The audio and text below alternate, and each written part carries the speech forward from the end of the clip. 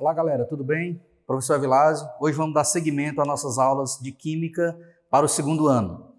Lembrando que a nossa matéria que a gente está vendo nas videoaulas é propriedades coligativas, só que agora nós entramos na fase da resolução dos exercícios.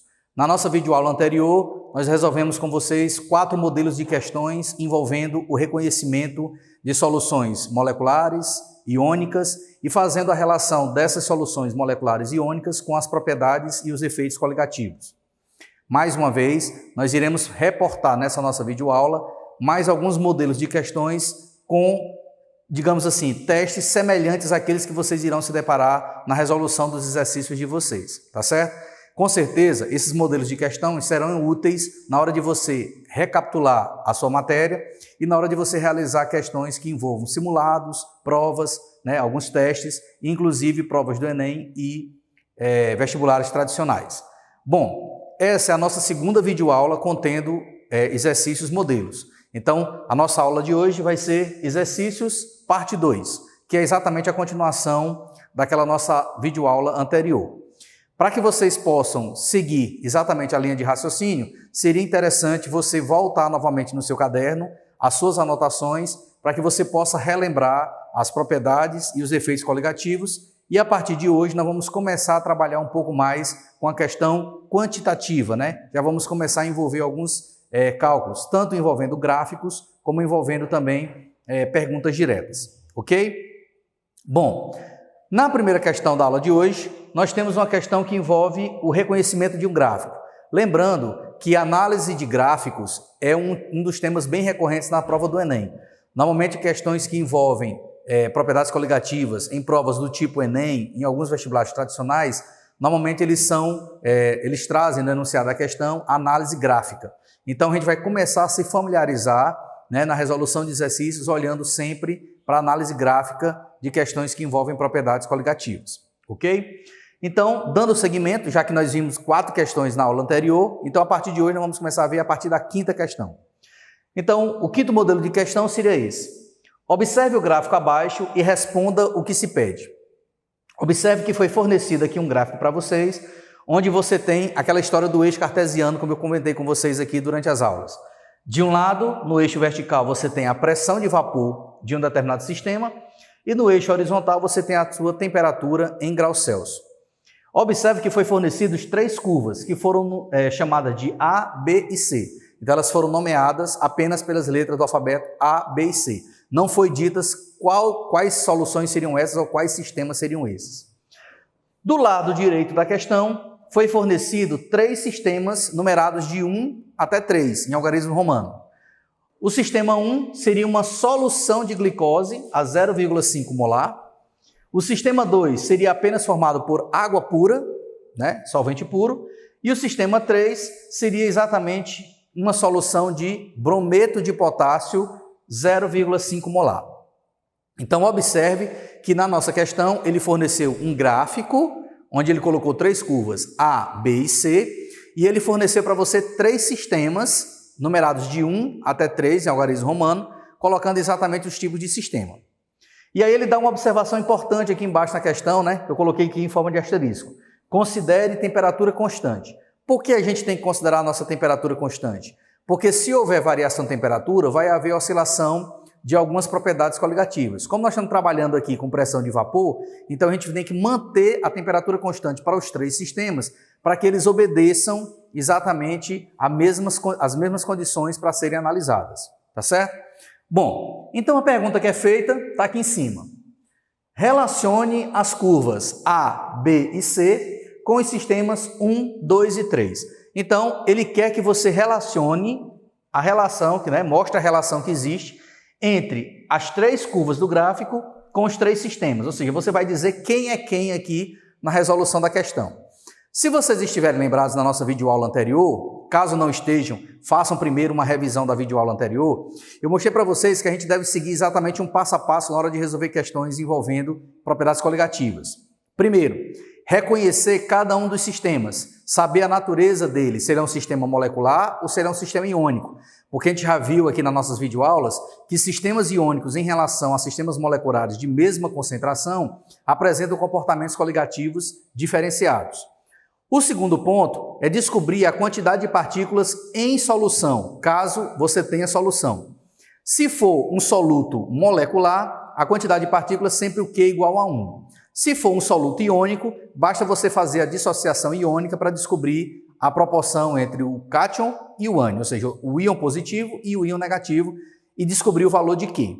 Quando você considerar o valor de Q, você multiplica pela concentração para você saber exatamente no total qual é a concentração final de cada um dos seus sistemas, ok? Só depois é que você vai fazer a análise de cada um dos efeitos coligativos ou, de acordo com a questão, você vai analisar o efeito coligativo específico para a resolução da questão. Bom, então ele quer que você relacione os sistemas 1, 2 e 3 com as curvas A, B e C. O que vocês podem observar é que o nosso sistema 1, né? Ele está aqui, ó, o nosso sistema 1, ele é formado por uma solução de glicose a 0,5 molar. Então nós temos um soluto molecular, uma solução formada por soluto molecular. E quando o nosso soluto é molecular, a gente já viu a partir da aula passada que o valor do Q sempre é igual a 1. O nosso segundo sistema é composto apenas pelo solvente puro. Então veja que nós não temos uma solução, nós temos apenas o solvente puro, que é a água pura. Então vamos colocar aqui, solvente puro. Como se trata de um solvente puro, nós não temos o valor de Q, não há nada dissolvido nele. Já o sistema 3 é formado por um composto iônico, é o brometo de potássio, ou seja, é um sal. Então aqui na proporção de 1 para 1, ou seja, um íon potássio para um íon bromo. Então nós temos um soluto iônico, uma solução formada por um soluto iônico, cujo valor de Q é igual a 2. Bom, aí agora o que é que nós temos que fazer? Multiplicar primeiro os valores de Q pelas concentrações. Como eu tenho uma solução molecular 0,5, uma solução iônica 0,5, aquela que vai dar o maior número de partículas, já que as concentrações são idênticas, é aquela que tem o maior número de Q. Então, se eu multiplicar aqui 1 vezes 0,5 vai dar 0,5, e se eu multiplicar aqui 2 vezes 0,5 vai dar 1 mol de partículas, né? Então, se a gente sabe da nossa aula anterior que quanto maior o número de partículas, menor é a pressão de vapor, então o que é que nós podemos considerar? Olhando agora para o gráfico, que se você traçar uma linha pontilhada nesse gráfico, né? Se você traçar uma linha pontilhada nesse gráfico, observe que você vai tocar as três curvas em valores de temperaturas diferentes, né? Então, se eu traçar, valores de pressão diferentes. Então, se você traçar uma linha pontilhada, mantendo fixa a temperatura, já que ele falou aqui embaixo, ó, que a temperatura é constante, então nós vamos tocar o nosso gráfico nas três curvas, obtendo valores de pressão diferentes. Observe que aquela solução A, o seu sistema A, é aquele que apresentou o maior valor de pressão. Então, significa dizer que é aquele que vai ter a maior facilidade para evaporar. Se vocês observarem, nós temos glicose, água e brometo de potássio. Então, nesse caso, a nossa água, já que é o solvente puro, é aquela que vai ter a maior facilidade para evaporar. Não existe nada dissolvido nela. Então, a nossa curva A deve ser a água pura. Com isso, você agora tem duas curvas para resolver. Observe que a curva B e a curva C, elas também apresentam valores de pressão diferentes. Sendo que a curva B, ela vai ter um valor de pressão maior do que a curva C. Então, significa dizer que entre as duas, a solução B é aquela que vai ter uma facilidade maior para evaporar. Se nós analisarmos, entre a solução 1, que é molecular, que é a glicose, e a solução 3, que é o brometo de potássio, aquela que vai ter menos partícula dissolvida é a glicose. Então, a gente pode dizer que, associando a curva B, nós teríamos exatamente o sistema 1, que é a glicose. E por último, por exclusão das duas primeiras, só sobra agora a curva C. A curva C é aquela que teve o menor valor de pressão. Então, é aquela que tem o maior número de partículas dissolvidas. Nesse caso, sobrou apenas agora para o sistema 3, que é o brometo de potássio. Então, resolvendo a nossa questão, a curva A é a água pura, é o sistema 2. A curva B é a glicose, a 0,5 molar, que é o composto molecular. E a curva C é a solução iônica de brometo de potássio, ok?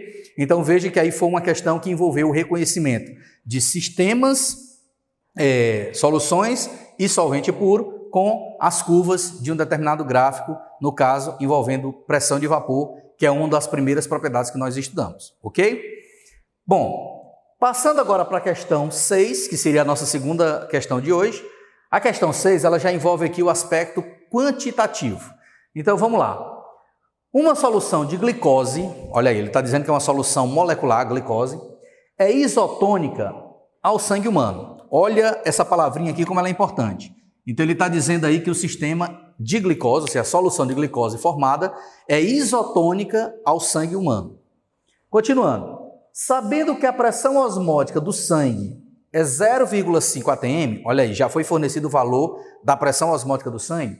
Então, sabendo que a pressão osmótica do sangue é 0,5 atm, qual a concentração molar da solução salina, no caso aí não é salina, no caso aí é a glicose, né, da solução formada, a temperatura de 27 graus Celsius? Bom, se vocês estão lembrados, a gente trabalha com a osmoscopia, porque aqui é uma questão que envolve pressão osmótica. Quando se trabalha com osmoscopia, a gente tem que partir do princípio que a nossa solução preparada, ela tem que ser uma solução ideal. E qual é a principal característica de uma solução ideal? Ela tem características ou tem comportamento de um gás ideal. Então, ela obedece à equação de Clapeyron, né?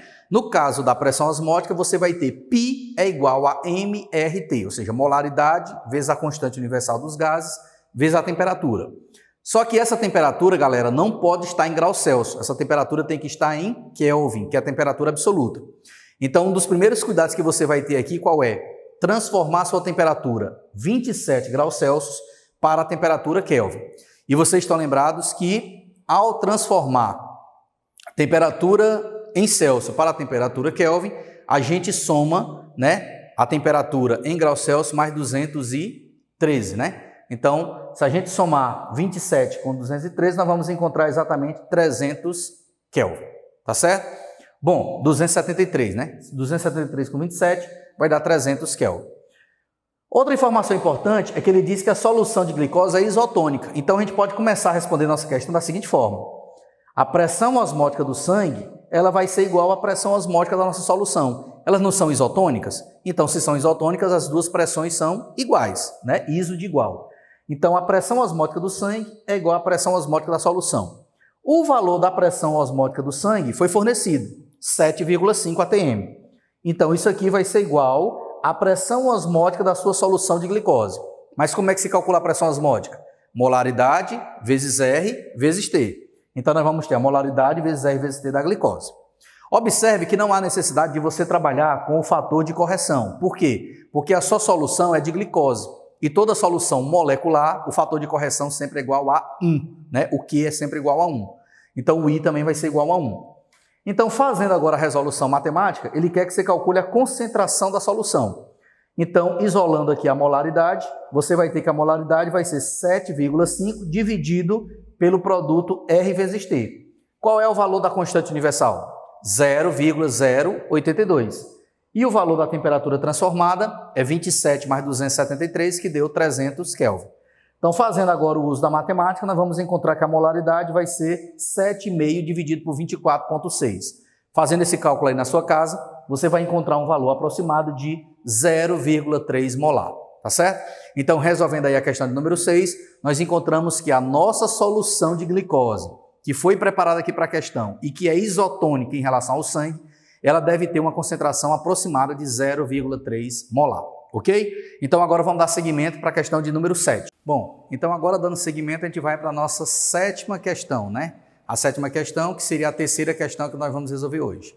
Bom, na sétima questão, nós temos agora a aplicação direta da chamada elevação da temperatura de ebulição.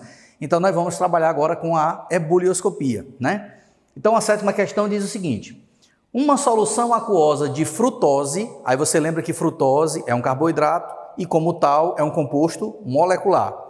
Então, uma solução aquosa de frutose, 2 molar. Observe que a questão já está lhe fornecendo a concentração molar, né? Ou seja, a molalidade da questão. Apresenta uma elevação na sua temperatura de ebulição de quantos graus Celsius? Olha só a pergunta que está sendo feita para você. Ele diz que uma solução de frutose de concentração 2 molar, ou seja, de molalidade igual a 2 molar, teve um aumento, ou seja, teve uma variação na sua elevação de temperatura, ou seja, ele teve uma variação de quantos graus Celsius? É essa a pergunta que está sendo feita para você. Ora, galera, a questão ela dá alguns dados para que você possa começar a utilizar. Primeiro, ele fornece para você aqui a massa molar da frutose. Então ele está considerando aqui a massa molar da frutose igual a 180 gramas por mol, se é que nós vamos precisar desse valor. E por último, ele está fornecendo o valor aqui da constante ebulioscópica. Então a constante ebulioscópica aí para uma solução aquosa de frutose, ele está considerando em torno de 0,5 é o valor dela. Então agora vamos para resolver a nossa questão. Pessoal, se você quer saber a elevação da temperatura de ebulição, então ele está querendo que você calcule o delta da ebulição.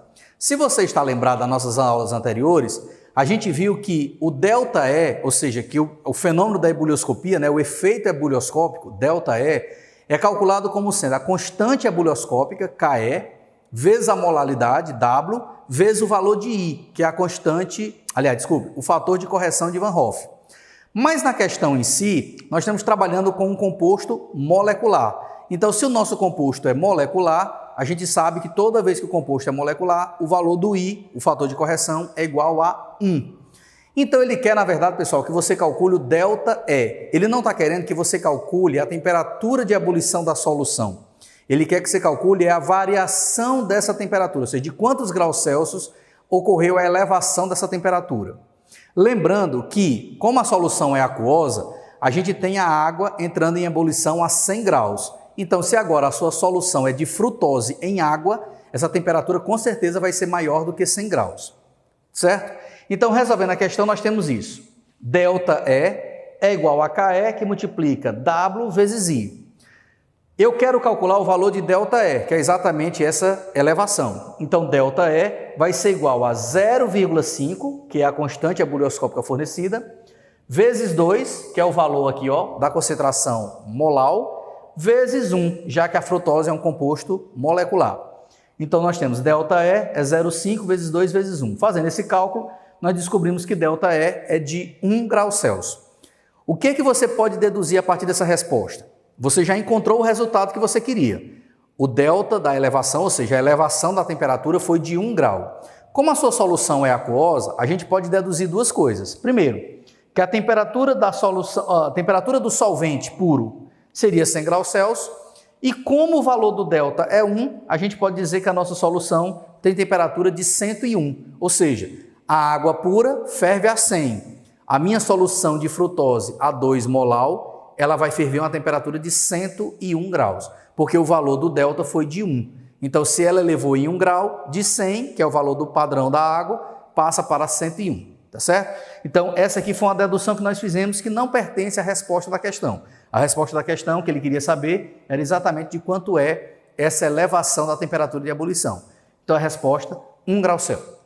Ok? Bom, agora para finalizar a nossa aula de hoje, a gente vai ver aqui um quarto exemplo, né, que seria a questão de número 8, né, na sequência. Então, o nosso quarto exemplo aqui, ele trabalha agora com a tonoscopia, que é o abaixamento relativo da pressão de vapor. Ora, a gente sabe que na tonoscopia, o efeito coligativo associado à propriedade coligativa é a pressão de vapor. E a pressão de vapor, ela sempre diminui à medida que você vai acrescentando partículas do soluto. Então, o enunciado da questão diz o seguinte: uma solução de cloreto de sódio, aí você lembra que cloreto de sódio é um composto iônico. Então, uma solução de cloreto de sódio 100% dissociado. Pessoal, vamos nos atentar a essa informação importantíssima aqui, porque ela vai nos dar a possibilidade de calcular o fator de correção. Então, ele está dizendo aí que a nossa solução de cloreto de sódio, o cloreto de sódio está totalmente dissociado, 100%. Apresenta um abaixamento relativo de sua pressão de vapor igual a 0,4. Então, veja que ele já está lhe dando o abaixamento relativo. Então, o abaixamento relativo foi de 0,4 atm. Aí a pergunta é, qual a sua molaridade? Ou seja, qual a sua concentração molar? Para isso, ele forneceu um dado aqui importante, a constante tonoscópica. Ele disse que o valor da constante tonoscópica é 0,2. Foi fornecido esse valor para você. Bom, pessoal, vamos começar a resolver nossa questão partindo do seguinte princípio. Se a minha solução é iônica, todas as vezes que eu trabalho com uma solução iônica, eu preciso calcular o fator de correção, certo? A não ser que a questão já lhe forneça o fator de correção que ele quer. Mas no caso específico aqui da nossa oitava questão, não foi dada essa informação, então nós vamos ter que calcular. Ora, a gente sabe que o nosso cloreto de sódio, quando colocado em água, ele vai se dissociar no íon sódio e no íon cloreto, na proporção de 1 para 1. Então, no final, nós vamos ter aqui um valor de Q igual a 2, certo? A gente sabe que no cálculo do fator de correção de Van Hoff, a gente já viu isso nas nossas videoaulas anteriores, no cálculo do fator de correção, eu uso I, que é o fator de correção, é 1 mais alfa que multiplica Q menos 1. Aí agora aqui é que entra o detalhe. Lá no enunciado da questão, o autor da questão diz que o NaCl está 100% dissociado. Então, se ele está 100% dissociado, o nosso valor do alfa é 1, porque 100% é 100 dividido por 100, tá certo? Então, substituindo aqui, I vai ser igual a 1, que é da fórmula, mais o alfa, que é 1, né, 100%, vezes 2, que é o valor de Q, menos 1. Fazendo essa continha, nós vamos encontrar aqui um fator de correção de I igual a 2. Aí agora eu queria chamar a atenção de vocês para um bizu. Todas as vezes, pessoal, que o seu sistema for 100% ionizado ou 100% dissociado, ou então o autor da questão usar a expressão totalmente dissolvido ou totalmente dissociado, a gente pode considerar o valor do I sempre igual ao valor do Q. Então, quando é que o nosso I vai ser igual a Q? Sempre que o sistema for totalmente dissociável, certo? Então, quando você tiver 100% de ionização ou 100% de dissociação, então você tem o valor do I igual a Q. Como o valor do Q aqui era 2, então é esperado que o valor do fator de correção também fosse 2. Mediante agora você encontrar o fator de correção, nós vamos agora aplicar na equação de tonoscopia, que é exatamente o que a questão está nos pedindo. Ela quer que você calcule a concentração molar, sabendo que o abaixamento relativo da pressão de vapor foi de 0,4.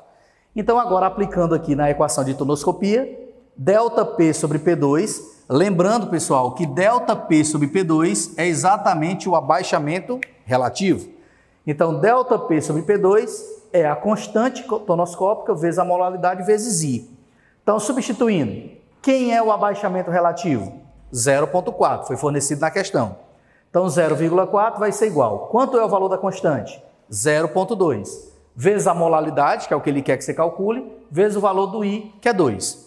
Fazendo aqui o cálculo, nós vamos encontrar que 0,4 é 0,4 vezes W, então nós calculamos que o nosso W, que é a molaridade, é 0,4 dividido por 0,4, que é exatamente igual a 1. Então, a resposta da questão de número 8, que ele quer saber qual é a concentração molar dessa solução, cujo abaixamento foi de 0,4 atm, a resposta vai ser 1 molar. Certo? Então, pessoal, com essa questão nós fechamos a nossa videoaula de hoje, onde nós vimos mais 4 exemplos que vocês podem utilizar na resolução dos exercícios. Lembrando que desde a aula passada, na videoaula anterior, já foi disponibilizado para vocês através das redes sociais, né, uma lista de exercícios sobre propriedades coligativas. Então, eu gostaria que vocês agora, mediante essas resoluções que nós estamos fazendo, e mediante a aula teórica que já foi vista, vocês possam aplicar os seus conhecimentos na resolução dessas questões, tá certo? Brevemente eu irei divulgar o gabarito dessas questões e nós iremos tirar as dúvidas de vocês, porventura, de alguma questão que você possa ter tido uma maior dificuldade, tá certo? Então até a nossa próxima videoaula, um forte abraço, bons estudos!